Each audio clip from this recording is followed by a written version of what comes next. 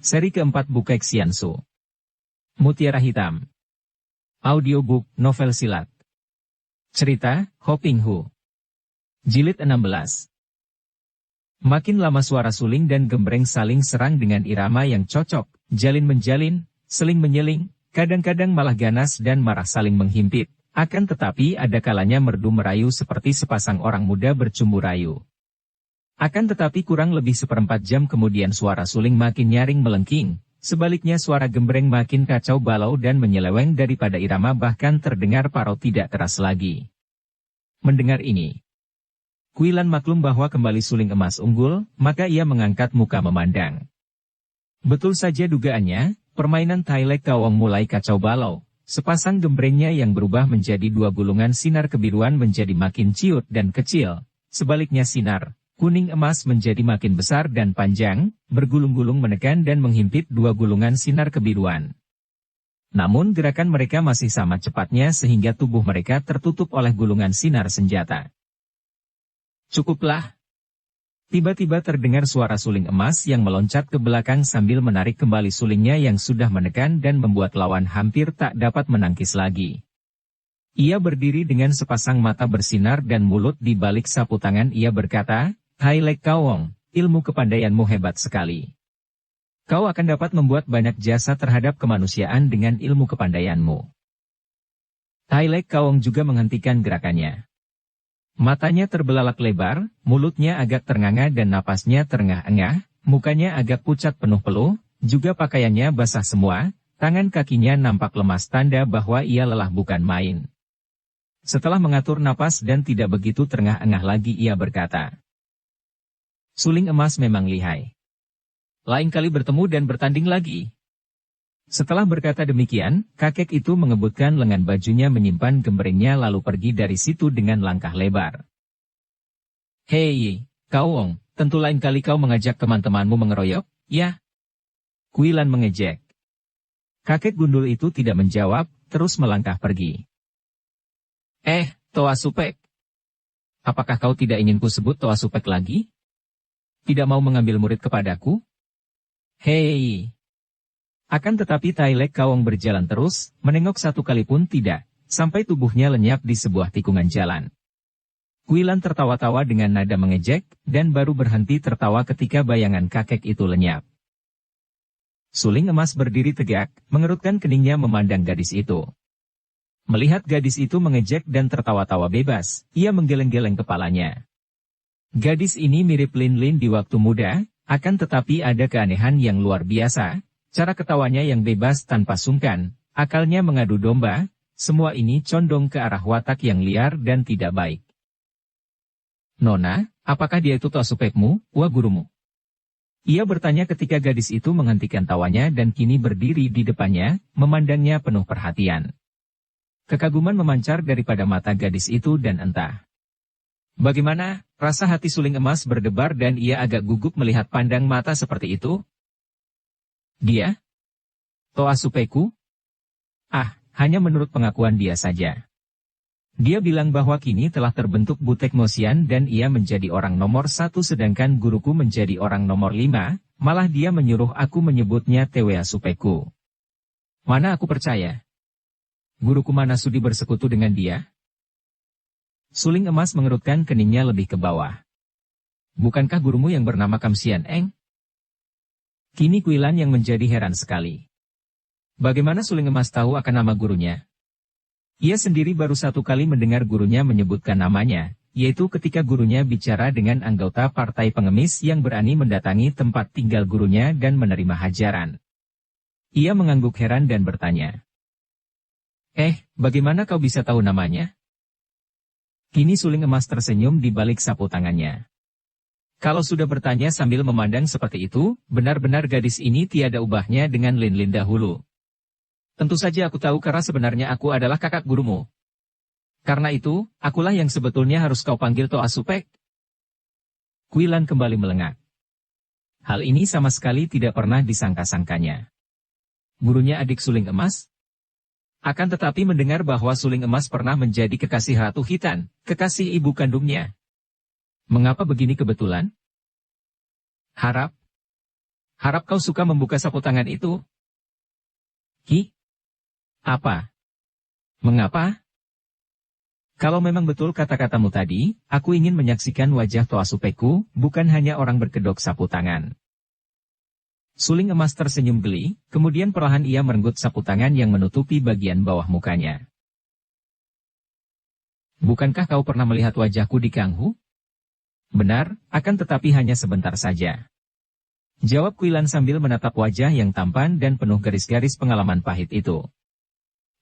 Aku tidak suka mempunyai TWA Supek yang kurang ajar. Kata-kata terakhir ini keluar dari mulutnya seperti makian, penuh kemarahan dan penyesalan. Pada saat itu, Kuilan tidak hanya mendongkol teringat akan sikap suling emas yang dianggapnya kurang ajar ketika menyuruh ia membuka baju, juga bahkan terutama sekali karena ia mendengar bahwa tokoh ini adalah kekasih ibu kandungnya. Kalau memang kekasihnya, mengapa suling emas meninggalkan Ratu Hitan?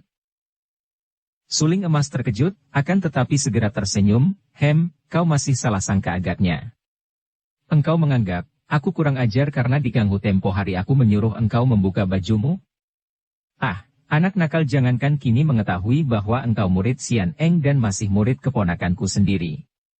Andai kata tidak tahu sekalipun, aku bukanlah seorang laki-laki tua yang suka berlaku kurang ajar kepada seorang gadis remaja.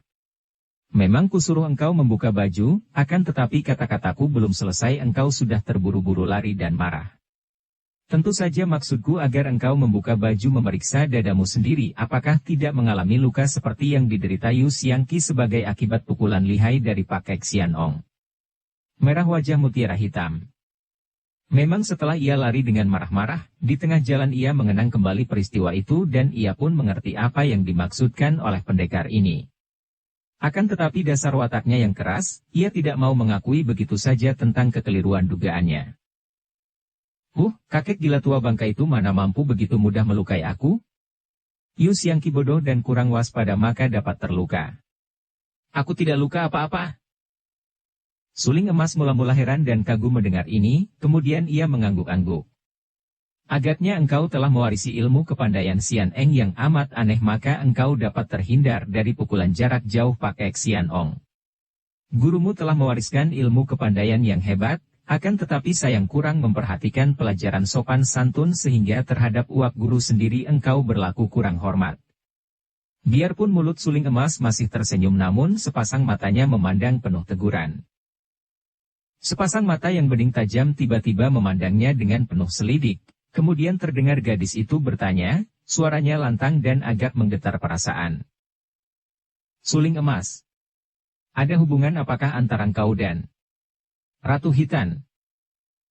Seketika wajah yang tenang dan sudah agak pucat itu menjadi makin pucat, sepasang mata pendekar itu menyipit dan keningnya berkerut, kening tebal yang hampir bersambung setelah dikerutkan seperti itu.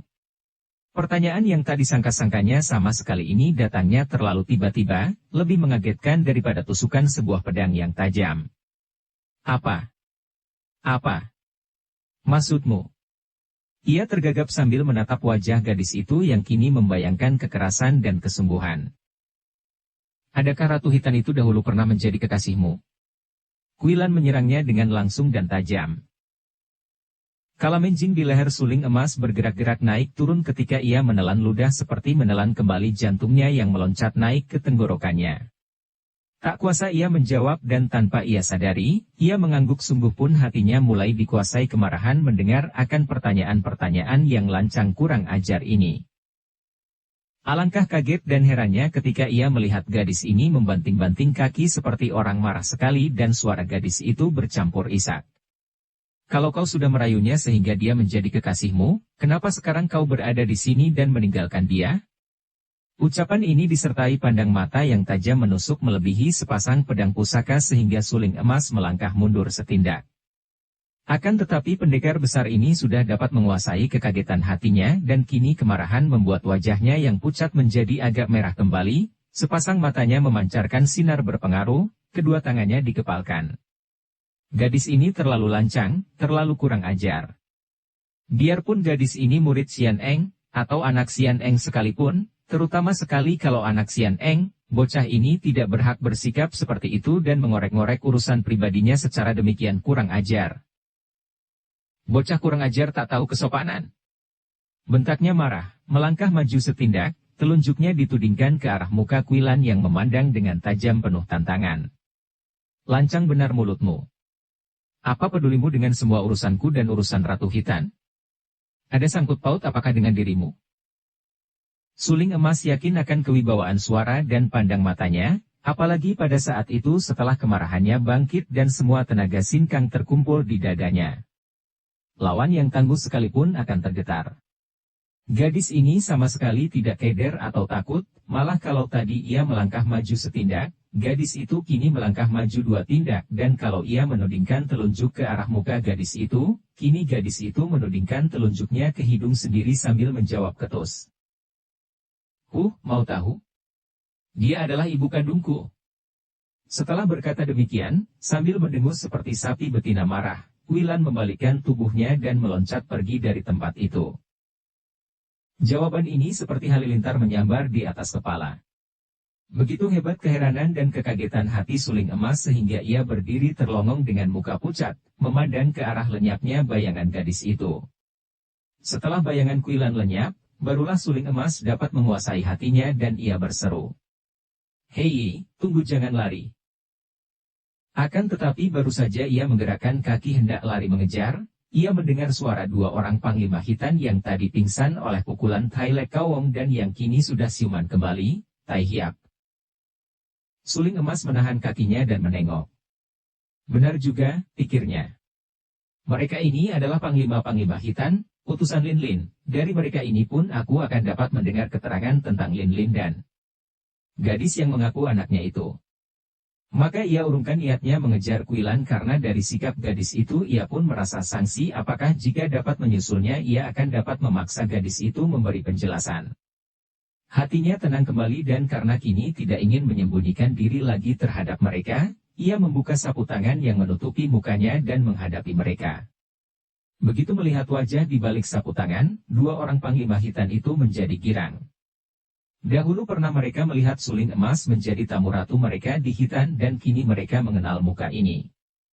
Serta-merta mereka menjatuhkan diri berlutut. Terima kasih kami haturkan atas pertolongan Tai Hiap, terutama sekali karena hal ini membuktikan bahwa Tai Hiap masih belum melupakan sahabat-sahabat dari Hitan. Kata Hoanti Ciangkun yang berjenggot panjang. Suling Emas cepat-cepat mengangkat bangun kedua panglima tua itu. Jiwi Ciangkun harap bangun, aku ingin membicarakan hal penting. Setelah mereka bangkit kemudian bersama mencari tempat duduk di tempat yang teduh, mulailah Suling Emas menceritakan maksud hatinya. Pertama-tama kuharap Jiwi berjanji bahwa Jiwi tidak akan membuka rahasiaku kepada siapapun juga.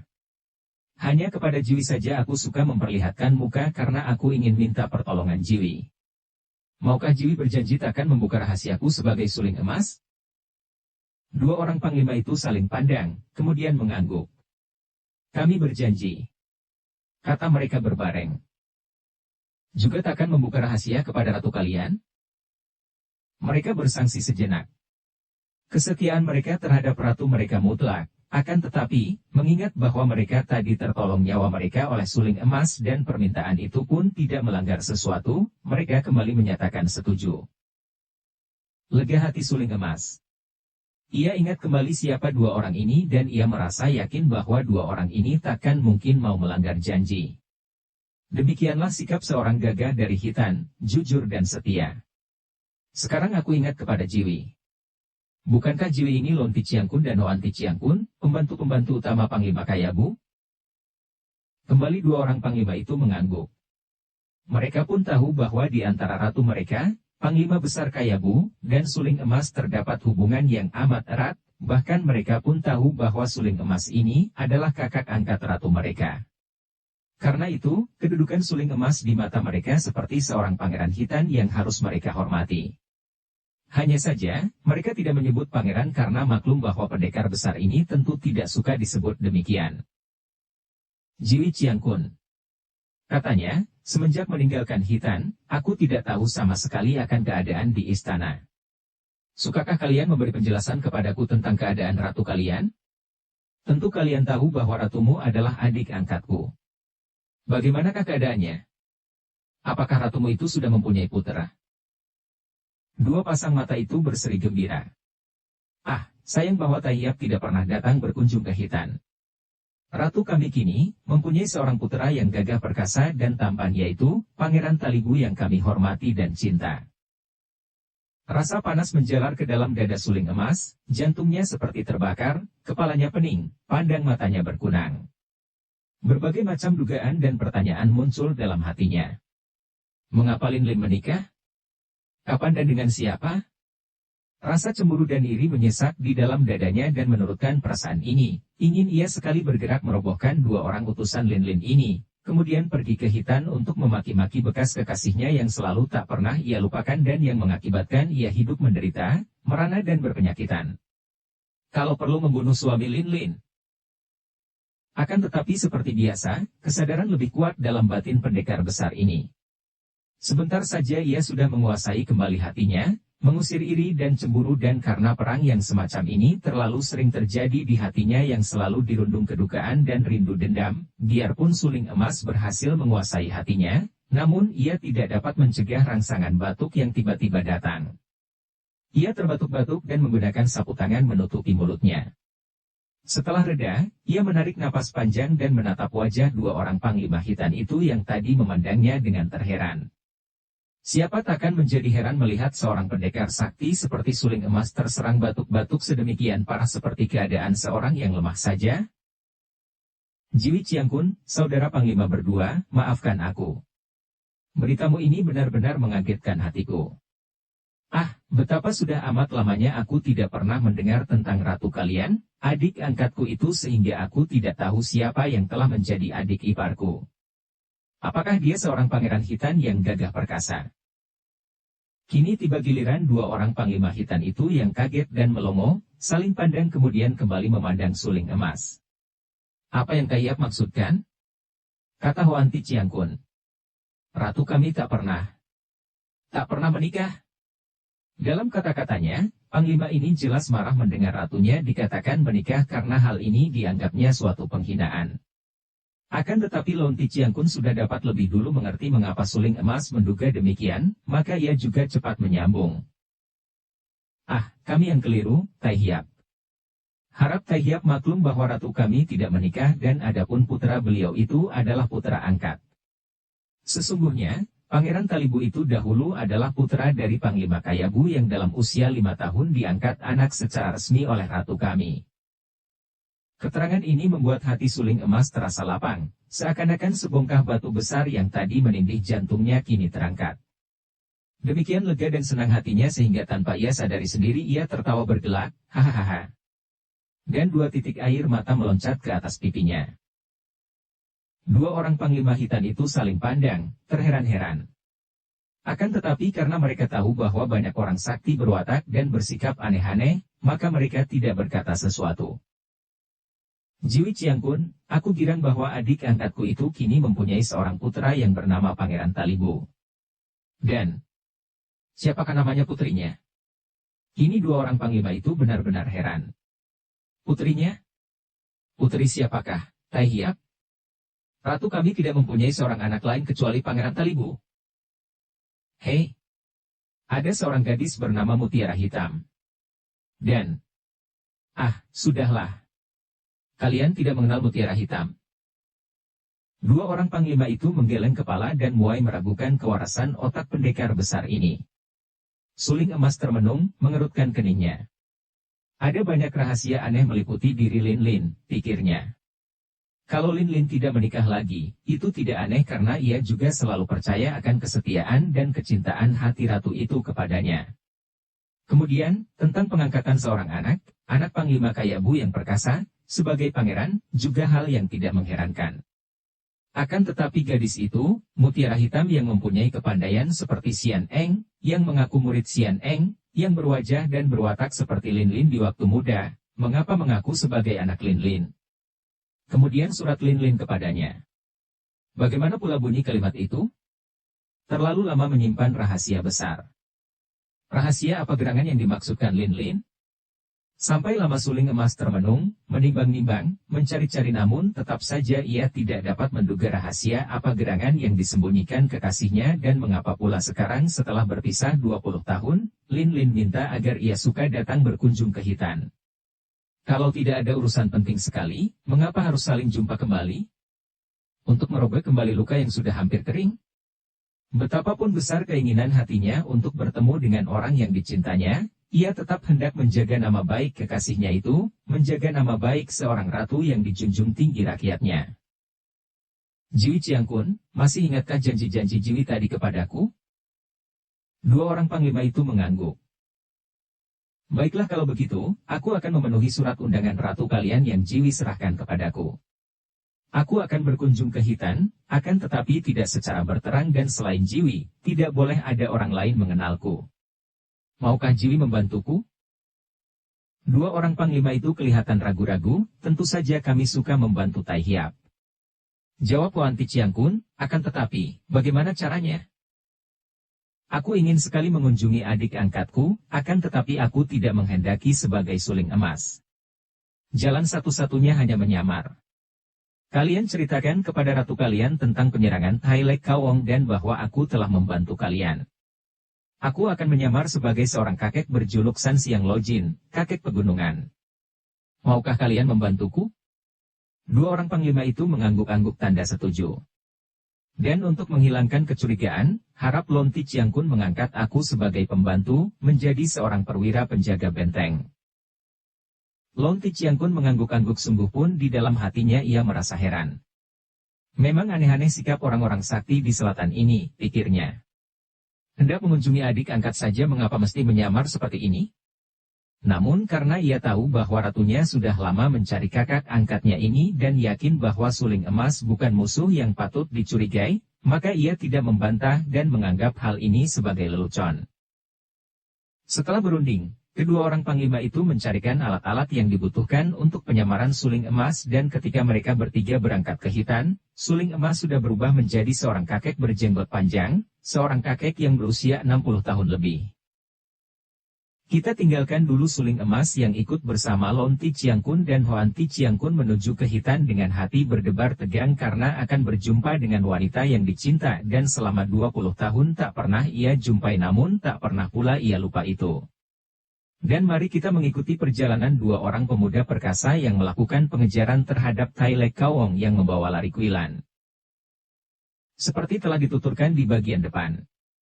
Kang Hao Lam terkejut ketika ia tidak melihat Kuilan dan Tai Lek Kawong di situ, lalu berseru dan mengajak Kiang Kongcu atau nama lengkapnya Kiang Liong pemuda perkasa murid suling emas itu untuk melakukan pengejaran.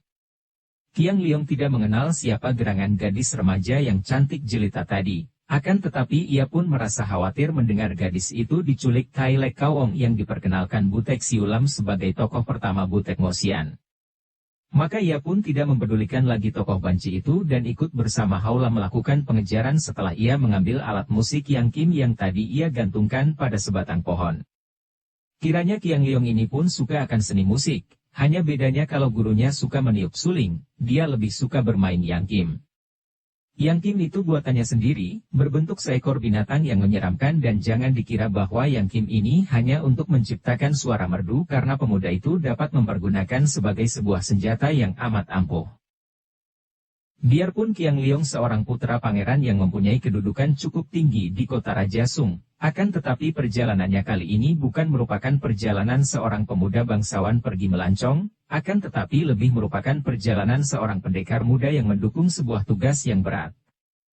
Kiang Liong bertugas melakukan penyelidikan ke perbatasan barat, dari mana muncul ancaman baru bagi keselamatan kerajaan Sung. Keadaan pemerintah kerajaan Sung ternyata mengalami kemunduran besar. Pada permulaan kerajaan Sung didirikan oleh Cao Kuangyin, seorang panglima besar yang pandai akan siasat perang. Kerajaan Sung memang kelihatan kuat. Bala tentaranya kuat sehingga berhasil menundukkan dan menaklukkan banyak kerajaan-kerajaan kecil. Hanya dua buah kerajaan yang tidak ditaklukkan, yaitu kerajaan Nancao di Yunnan dan kerajaan Hitan di timur laut dan utara. Selama kerajaan Sung dipimpin oleh Kaisar pertama dan kedua, kerajaan ini masih memperlihatkan kemajuan. Akan tetapi keadaannya makin lama makin mundur dan mulai masa pemerintahan Kaisar kedua yaitu Kaisar Sung Taichung menjelang hari tuanya. Kerajaan Sung sudah kurang memperhatikan tentang kekuatan tentaranya. Perhatian lebih dikerahkan dan ditujukan kepada urusan dalam, kepada kebudayaan dan kesenian, lebih cenderung memperindah kerajaan dan tenggelam dalam kesenangan. Sikap atau politik inilah yang menyebabkan kerajaan Sung menjadi semakin lemah, bahkan sedemikian lemahnya sehingga tidak lagi kerajaan ini mempergunakan senjata untuk menjaga keselamatan negara, melainkan menggunakan emas dan perak untuk menyogok dan menawan hati calon musuh sehingga si musuh tidak tega atau segan untuk menyerang kerajaan Sung. Maka timbullah kebiasaan mengirim upeti kepada kerajaan-kerajaan lain, terutama kerajaan Khitan. Pada waktu cerita ini terjadi, kerajaan Sung dipimpin oleh kaisar yang ketiga, yaitu Kaisar Chen Chung, 998-1022. Dia adalah keponakan dari kaisar pertama dan terkenal sebagai seorang yang anti kekerasan, anti perang dan berusaha mempengaruhi dan merubah atau membelokkan agama Buddha dan tahu demi keuntungan pribadinya. Ia menyatakan bahwa dia seketurunannya adalah orang-orang pilihan Tuhan yang bertugas sebagai wakil Tuhan menjadi kaisar di bumi. Ia lebih tenggelam kepada perkembangan kebudayaan dan sama sekali tidak becus mengatur pemerintahan, apalagi menyusun kekuatan untuk melindungi negara daripada ancaman dan bahaya dari luar.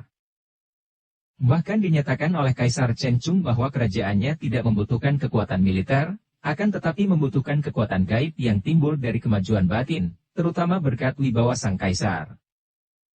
Kaisar ketiga dari kerajaan Sung ini sama sekali buta terhadap ancaman-ancaman yang selalu mengelilingi kerajaannya, tidak melihat betapa banyak kekuatan-kekuatan yang mengilar menginginkan kerajaannya. Karena itu ia pun tidak melihat atau tidak acuh terhadap munculnya bangsa Sisya di perbatasan barat. Bangsa Sisya ini adalah bangsa perantauan seperti keadaan bangsa Khitan yang muncul dari barat. Sebagai bangsa perantau mereka ini ulet dan tahan uji. Mereka melihat akan kelemahan kerajaan Sung, melihat pula akan politik Kaisar Sung yang selalu mengalah serta murah hati, oleh karena itu mereka mulai dengan petualangannya ke pedalaman. Di antara para pimpinan bangsa Sisya ini terdapat banyak orang pandai dan sakti dari barat dan mereka ini sudah mulai memperlihatkan kepandaiannya untuk mencari pengaruh dan kekuasaan di antara penduduk pedalaman di sekitar tapal batas sebelah barat. Hanya karena desakan dan peringatan para panglima dan menteri yang setia kepada kerajaan dan yang masih ingat akan kewaspadaan saja maka akhirnya Kaisar Chen Chung menaruh perhatian dan akhirnya diperintahkan kepada Qiang Liong untuk melakukan penyelidikan. Inilah sebabnya maka Qiang Liong melakukan perjalanan keluar kota raja dan secara kebetulan pemuda ini bertemu dengan Tang Haolam dan Kuilan yang hampir celaka dalam tangan Butek Siulam. Kini Qiang Liong dan Haolam melakukan pengejaran terhadap Tai Lek Kawong yang membawa lari Kuilan. Akan tetapi sampai jauh mereka mengejar, belum juga mereka dapat menyusul Tai Lek Kawong.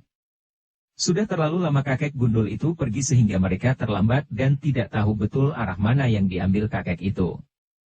Qiang Liong yang tadi terpaksa menahan kecepatan geraknya untuk mengimbangi kecepatan Haolam, menarik napas panjang dan berkata, "Sobat, tiada gunanya mengejar lagi kalau kita belum tahu betul kemana iblis itu pergi.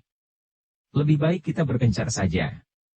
Aku sedang melakukan perjalanan ke barat, biarlah aku mengejar ke barat dan kau boleh melanjutkan pengejaranmu kemana kau suka.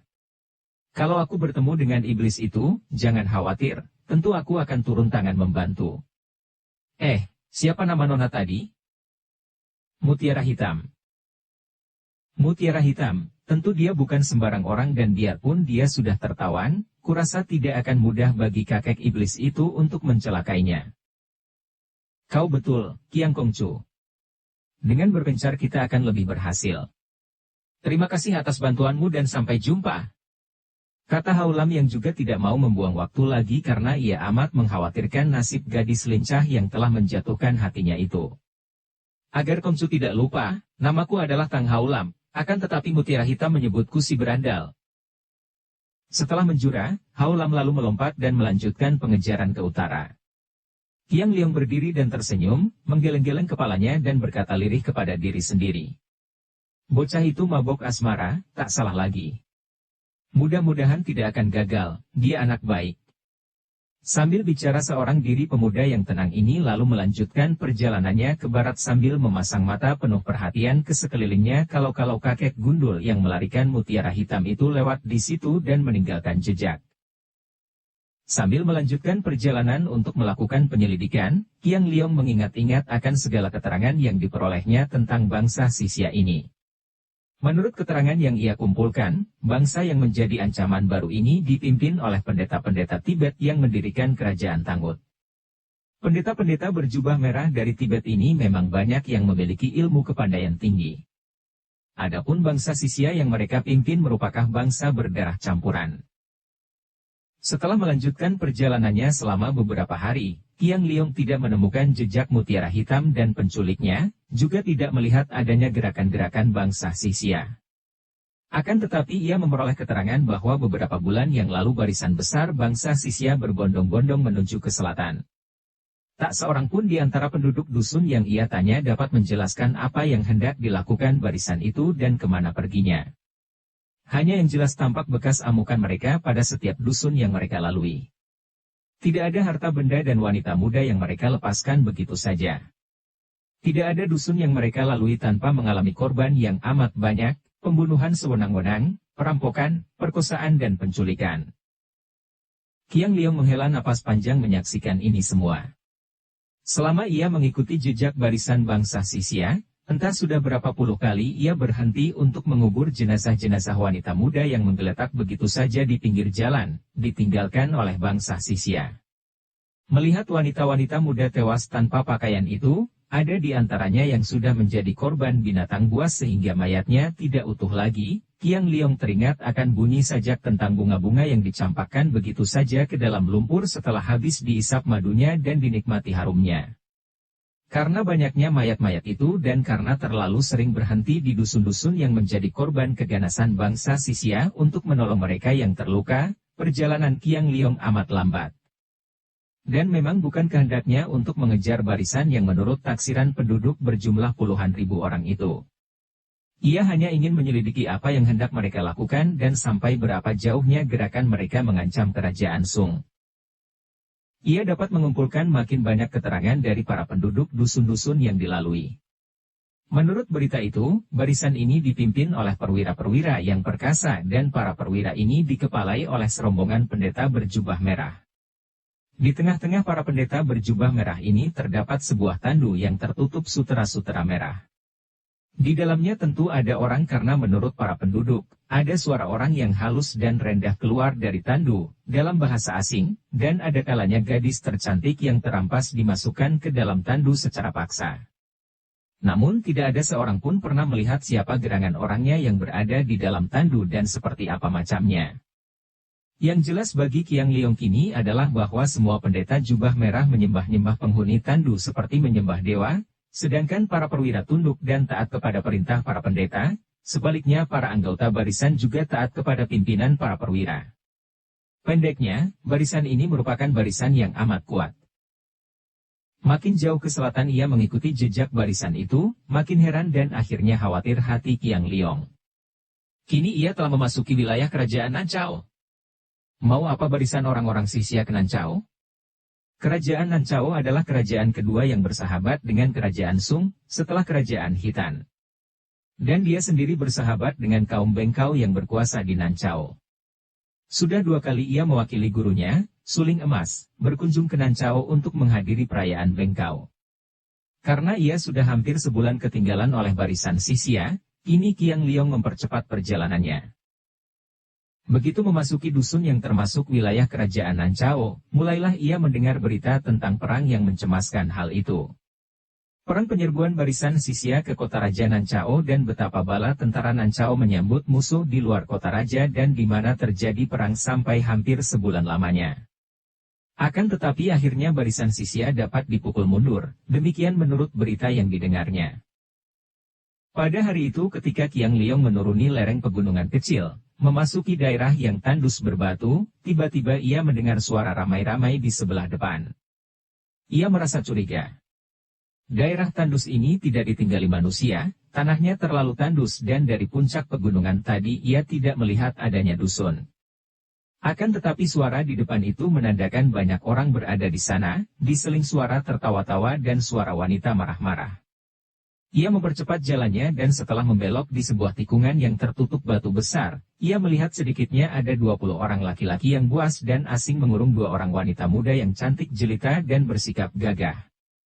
Begitu melihat 2 orang gadis itu, Qiang Liong menjadi kaget dan menurutkan kata hatinya, ingin ia sekali bergerak melemparkan 20 orang laki-laki kasar itu. Akan tetapi ia bukan seorang yang sembrono dan ia cukup tahu bahwa 2 orang gadis itu bukanlah gadis-gadis lemah. Maka ia menyelinap dan mengintai untuk melihat dan mendengar sebelum menentukan apakah ia perlu turun tangan menolong. 2 orang gadis itu cantik sekali, kecantikan daerah selatan yang panas. Seorang di antara mereka, yang wajahnya lembut dan agak lebih tua, berusia kurang lebih 20 tahun, pakaiannya berwarna kuning dan rambutnya yang hitam digelung ke atas.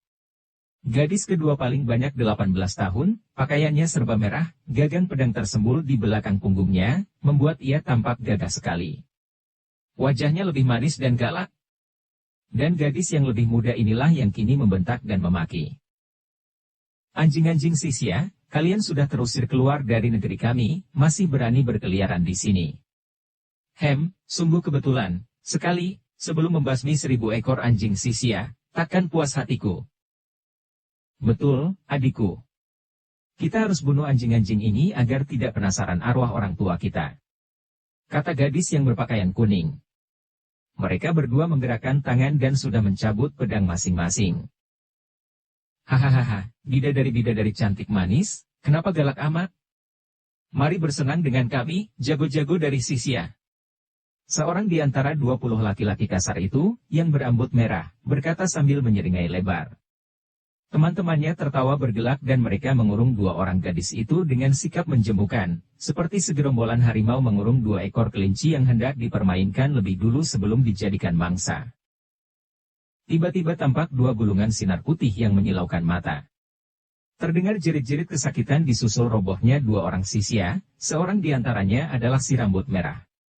Ternyata 2 orang gadis itu sudah mulai turun tangan, gerakan pedang mereka amat cepat sehingga dalam sekejap mata saja 2 orang laki-laki kasar yang nampak kuat itu sudah roboh binasa. Hal ini sama sekali tidak tersangka-sangka oleh gerombolan orang Sisia itu sehingga mereka menjadi kaget sekali dan kalau tadinya mereka bergembira hendak mengganggu dan berkurang ajar, kini mereka menjadi marah. Tampak kilatan senjata ketika mereka semua mencabut golok melengkung lebar dari pinggang. Qiang Liong yang menonton dari tempat pengintaiannya tidak bergerak, ia maklum bahwa menghadapi pengeroyokan orang-orang kasar itu, 2 orang gadis ini tentu tidak akan kalah dan tidak membutuhkan bantuannya. Ia tersenyum dan memandang kagum. 5-6 tahun yang lalu ketika ia berkunjung ke Nancao, 2 orang gadis itu masih amat muda, masih remaja. Kini mereka telah menjadi dewasa yang selain cantik manis, juga memiliki ilmu silat yang cukup mengagumkan, tidak mengecewakan kalau mereka menjadi cucu ketua Bengkao. Ia masih ingat betapa 6 tahun yang lalu, 2 orang gadis yang dulu masih cilik, tanpa malu-malu menemuinya dan mendengar pujian ayah mereka tentang diri Qiang Liong, mereka tanpa sungkan-sungkan minta petunjuk-petunjuk ilmu silat. 2 orang gadis itu adalah putri-putri dari adik tiri gurunya yang bernama Kam Busin, mantu ketua Bengkao. Yang tua bernama Kam Siang Kui sedangkan adiknya, 2 tahun lebih muda, bernama Kam Siang Hui. Qiang Liong masih ingat betul betapa sejak 6 tahun yang lalu, Siang Hui lebih berani dan lebih galak. Kini ia dapat mengenal 2 orang gadis itu. Tentu nona baju merah itulah Kam Siang Hui, sedangkan yang berpakaian kuning dan bersikap lebih tenang adalah Kam Siang Kui. Akan tetapi, ketika tadi ia mendengar ucapan 2 orang gadis itu, hati Qiang Liong berdebar gelisah. Ia cerdik dan sekali mendengar kata-kata kedua orang kakak beradik itu, ia sudah dapat menduganya. Tentu 2 orang gadis itu kehilangan orang tua mereka dalam perang melawan bangsa Sisia yang menyerbu Nancao.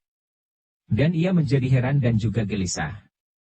Paman gurunya, Kam Busin, memiliki kepandaian tinggi, juga ibu kedua orang gadis itu, yang bernama Liu Hui, adalah putri tunggal ketua Bengkao dan memiliki ilmu kepandaian yang lebih tinggi lagi. Kalau mereka berdua sampai gugur di medan perang, berarti bahwa pihak musuh memiliki orang-orang yang sakti. Betapapun cemas dan gelisah hati Qiang Liong namun ia tidak mau keluar untuk membantu Siang Kui dan Siang Hui. Sebagai seorang pendekar ia tentu saja mengerti bahwa membantu orang-orang gagah yang sama sekali tidak perlu dibantu mendatangkan kesan yang tidak baik dan dapat menyinggung perasaan. Maka ia hanya menonton, walaupun siap untuk turun tangan kalau dua orang gadis itu terancam bahaya. Dua orang gadis itu mengamuk seperti dua ekor naga. Gulungan sinar pedang mereka yang berwarna putih berkilauan seperti perak, menyambar-nyambar dan para pengeroyok yang hanya terdiri dari orang-orang kasar yang mengandalkan tenaga itu mulai roboh seorang demi seorang. Dalam waktu singkat saja belasan orang roboh mandi darah dan sisanya mulai gentar, bahkan ada yang sudah membalikkan tubuh hendak melarikan diri. "Cici, jangan biarkan anjing-anjing itu lari!" Seru Siang Hui sambil memutar pedang mendesak maju, merintangi mereka yang hendak lari. Siang Hui mengejar ke depan, kedua tangannya bergerak dan robohlah 3 orang lawan yang sudah lari itu, punggung mereka tertusuk senjata rahasia yang berbentuk anak panah. Sisa gerombolan yang hanya tinggal 6 orang itu menjadi nekat. Sambil berteriak-teriak liar mereka menyerbu mati-matian, namun kenekatan mereka tiada gunanya karena dengan mudah saja Siang Hui dan Siang Hui merobohkan mereka. 21 orang menggeletak malang melintang di depan 2 orang gadis itu yang seakan-akan telah menjadi gila saking marah dan sakit hatinya sehingga kini mereka membacok dan menusuki korban yang masih dapat bergerak-gerak dan berkelojotan sampai semua lawan mereka rebah tak bernyawa lagi. Biarpun Qiang Liong maklum bahwa semua itu terdorong oleh rasa duka kehilangan ayah bunda, namun tetap saja ia menganggapnya terlalu kejam dan tidak baik. Maka kini ia melompat keluar dan berseru, "Adik-adik, cukuplah." Siang Kui dan Siang Hui yang mukanya masih kemerahan dan beringas, membalikkan tubuh dengan sigapnya, siap menghadapi lawan baru. Mula-mula mereka pangling melihat seorang pemuda berpakaian putih yang berdiri di depan mereka dengan sikap tenang dan pandang mata penuh teguran itu sehingga mereka makin mempererat genggaman tangan pada gagang pedang. Akan tetapi ketika mereka melihat alat musik yang him tergantung di belakang punggung dan tampak tersembul di belakang pundak pemuda itu, mereka segera mengenal orangnya. "Liong Tuako, kakak Liong." Mereka berseru bergantian sambil berlari maju menghampiri Qiang Liong. Wajah mereka yang tadinya merah beringas itu berubah lembut, bahkan agak berseri ketika 2 pasang mata itu memandang Qiang Liong dan mereka cepat-cepat menyimpan kembali pedang yang tadi dipakai mengamuk. "Jiwi Xiaomoy, kedua adik, mengapa berada di sini dan membunuhi orang-orang ini? Jiwi hendak pergi kemanakah?" Ditanya begini, tiba-tiba Siang Hui menubruk Qiang Liong sambil menangis. Ketika Qiang Liong berkunjung ke rumah gadis itu 6 tahun yang lalu, Siang Hui baru berusia 12 tahun maka kini bertemu pemuda ini ia seperti lupa bahwa ia kini sudah berusia 18 tahun. Ia sesenggukan di dada Qiang Liong yang menepuk-nepuk pundaknya. Melihat adiknya menangis terseduh-seduh, Siang Hui juga menangis, akan tetapi yang lebih tua hanya berani memegang lengan Qiang Liong sambil berkata, "Ah, engkau tidak tahu, Liong Tuako. Mereka ini adalah musuh-musuh Nancao, mereka ini anjing-anjing Sisia yang telah menyerbu Nancao. Dan dalam pertempuran, ayah dan ibu kami telah gugur." Qiang Liong mengangguk-angguk. Untung tadi ia sudah mendengar dan dapat menduga, kalau tidak, tentu ia akan terkejut sekali. Karena ia sudah tahu, maka kini ia dapat mengeluarkan kata-kata hiburan untuk membangkitkan semangat. "Ah, adik-adikku. Aku juga ikut berduka sekali atas kematian ayah bunda kalian. Akan tetapi ingatlah bahwa mati hidup manusia berada di tangan Tian yang Maha Kuasa. Dan kalau diingat, kematian ayah bunda kalian dalam tugas membela negara adalah kematian pahlawan yang amat terhormat dan sungguh pun kehilangan ini amat mendukakan hati, namun kematian beliau berdua itu patut dibuat bangga. Aku sudah mendengar bahwa bangsa Sisia yang menyerbu ke Nancao dapat dipukul mundur. Pengorbanan orang tua kalian bukan sia-sia kalau begitu." Ucapan pemuda itu tentu akan menjadi hiburan yang manjur dan dapat membangkitkan semangat, apalagi kalau diingat bahwa 2 orang gadis ini bukan keturunan sembarangan, melainkan keturunan suami istri yang gagah perkasa dan masih cucu ketua bengkau yang sakti. Akan tetapi sungguh di luar dugaan Qiang Liong. Mereka itu hanya sebentar saja terhibur dan sinar mata mereka bercahaya penuh semangat, akan tetapi di lain saat mereka telah menangis lagi terseduh-seduh.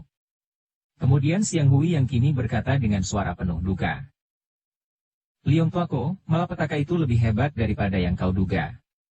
Tidak hanya ayah bunda kami yang gugur, bahkan Hanki, adik kami yang baru berusia 11 tahun terculik dan Kongkong, kakek, serta sebagian besar pimpinan Bengkau juga tewas di tangan musuh. Apa? Ini Qiang Liong tak dapat menahan kekagetan hatinya. Berita ini terlalu hebat. Bagaimanakah orang Sisia mampu menewaskan orang-orang seperti Bengkau, ketua Bengkau, dan para pimpinan Bengkau? Di antara barisan Sisia terdapat orang-orang sakti, dan agaknya mereka ini memang menyelundup bersama barisan Sisia untuk menyerbu Bengkau. Buktinya mereka tidak peduli akan kekalahan barisan Sisia dan lebih mengutamakan penghancuran pimpinan Bengkau. Mereka adalah pendeta-pendeta berjubah merah yang rata-rata memiliki ilmu kepandaian lihai, dipimpin oleh seorang wanita setengah tua yang cantik dan berambut panjang dan seorang kakek pendeta jubah merah yang kaki kirinya buntung sebatas lutut. Dua orang inilah yang lihai sekali dan yang berhasil menewaskan Kongkong dan para pimpinan Bengkau, termasuk ayah bunda kami.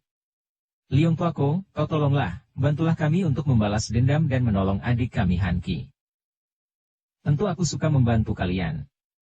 Akan tetapi, kemana kita akan mencari? Dan kemana pula kalian hendak pergi sebelum bertemu dengan pasukan musuh ini? Tadinya kami hendak pergi menghadap kakek kau Bian Cinjin untuk minta pertolongannya. Jawab Siang Kui.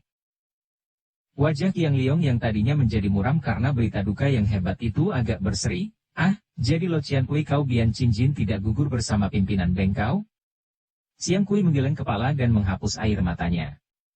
Kakek kau Bian Cinjin sudah 3 tahun lebih mengundurkan diri dari Bengkau dan pergi bertapa di puncak Tai Liangsan, maka terhindar dari malapetaka. Hanya beliau yang dapat membantu kami, dan untung kami bertemu denganmu di sini, Liong Tuako. Musuh amat kuat dan biarpun tentara Sisia sudah terpukul mundur dari Nancao, namun mereka masih berkeliaran di sekitar tapal batas barat. Buktinya di sini kami bertemu dengan anjing-anjing ini yang agaknya memang menghadang perjalanan kami. Menurut para penyelidik, kakek dan nenek sakti bersama para pendeta berjubah merah bersembunyi di pegunungan Kaolikungsan di lembah Sungai Nukiang. Tiba-tiba Qiang Liong menggerakkan kedua tangannya mendorong pundak kedua orang gadis itu sehingga mereka itu terlempar 2 meter lebih, terhuyung-huyung. Ada apa, Tuako? Siang Hui menegur, juga Siang Kui terkejut sekali. Akan tetapi Qiang Liong sudah meloncat sambil membalikkan tubuhnya kedua tangannya menangkis dan runtuhlah beberapa buah peluru hitam yang menyambar ke arah tubuhnya. Kini barulah 2 orang gadis itu tahu bahwa tadi pun ada beberapa buah peluru hitam menyambar ke arah mereka dan kalau tidak ada Qiang Liong yang mendorong mereka, tentu mereka menjadi korban. Mereka memandang dengan mata terbelalak, merasa ngeri betapa ada orang dapat membokong mereka tanpa mereka ketahui. Hal ini saja sudah menjadi bukti bahwa orang yang melepas senjata rahasia itu tentulah orang yang amat lihai. Hahaha. Orang muda, kau tangkas juga. Terdengar suara terkekeh-kekeh dan muncullah seorang kakek bertubuh kecil dari balik sebatang pohon besar yang tiada berdaun lagi. Kakek ini amat kurus dan tua, hanya rangka terbungkus kulit keriput, bajunya tak berlengan, kedua pergelangan lengannya terlindung selubung hitam, entah dari bahan apa. Kuku tangannya panjang-panjang seperti kuku setan, melengkung runcing. Kumisnya kecil menjuntai lesu. Kakinya telanjang pula. Pinggangnya memakai sabuk yang ada dompet-dompetnya kecil berjajar. Punggungnya menggendong bambu besar dan bambu kecil, dan sepasang mata orang aneh ini kelihatan menghitam menakutkan.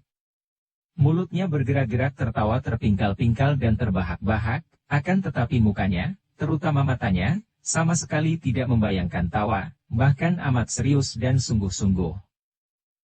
Qiang Liong bersikap tenang. Ia maklum bahwa orang di depannya ini adalah seorang berilmu tinggi dan agaknya termasuk golongan hitam. Maka ia menjura dan bertanya. Agaknya saya berhadapan dengan seorang Cian Pue. Selamanya, belum pernah saya Qiang Liong dan kedua orang adik saya ini bertemu dengan Cian Pue. Mengapakah begitu bertemu Lo Cian Pue lalu menyerang kami dan siapakah julukan Lo Cian Pue? Hahaha, hehihe. Girang sekali hatiku mendengar orang-orang Bengkau terutama sekali si berdebah Liu Mo si mata keranjang yang banyak bininya itu mampus. Hahaha. Dan untungku bertemu dengan 2 orang cucunya. Orang muda, Apakah kau orang Bengkau? Kalau bukan, lekas pergi, jangan mencampuri urusan Xiao Bin Lomo. Serahkan dua orang bocah ini kepadaku agar puas hatiku dan lunas perhitunganku dengan Bengkau.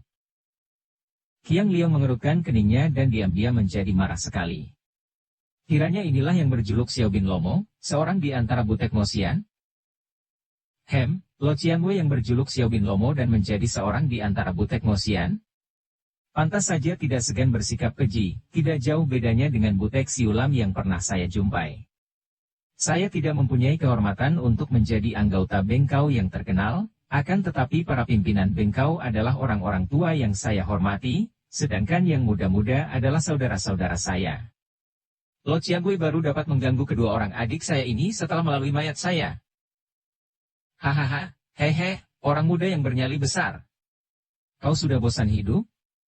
Sambil terkekeh-kekeh ketawa mengejek, Xiao Bin Lomo menerjang maju. Gerakan Xiao Bin Lomo amatlah cepatnya dan senjata-senjatanya hanyalah jari-jari kuku tangannya. Akan tetapi, kuku jari tangan ada 10 buah banyaknya dan setiap kuku runcing tajam mengandung racun sehingga sama dengan memegang 10 buah senjata yang amat berbahaya. Tubrukannya liar ganas, gerakannya cepat laksana burung menyambar. Ia menerjang sambil tertawa, mengira bahwa sekali tubruk ia akan mampu merobohkan lawannya yang masih muda. Akan tetapi perkiraannya jauh meleset dan ia terheran-heran ketika ternyata menubruk tempat kosong dan pemuda yang tampan dan tenang itu tahu-tahu telah lenyap. Ia hanya mendengar angin berseliwar di samping kanannya, maka cepat Xiao Bin Lomo membalikkan tubuhnya. Benar saja, pemuda itu sudah berdiri di belakangnya dan kini kedua tangan pemuda itu sudah memegang 2 buah senjata yang lucu dan aneh. Tangan kanannya memegang sebatang pensil bulu sedangkan tangan kirinya memegang pensil kayu. Sebetulnya kalau menurutkan wataknya sebagai seorang pendekar yang enggan bersikap curang, melihat lawan bertangan kosong, Qiang Liong hendak melayani dengan tangan kosong pula.